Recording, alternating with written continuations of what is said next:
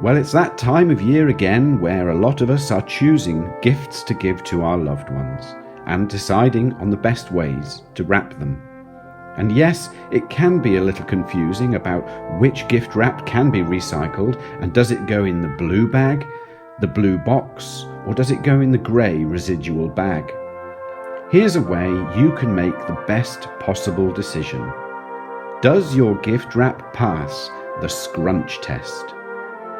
Simply scrunch your gift wrap into a tight ball. If it stays in that tight ball, it can be recycled. If it springs back, it means there's a foil or plastic in it and it cannot be recycled. This needs to go in your grey residual bag. Brown gift wrap paper should go in your blue bag because it can be recycled along with cardboard.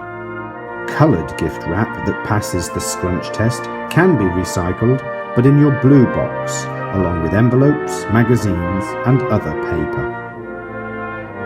If it's got glitter on it, it must go in the grey bag too. Christmas cards can be recycled in your blue bag, as long as they don't have ribbons, bows or glitter on them. There.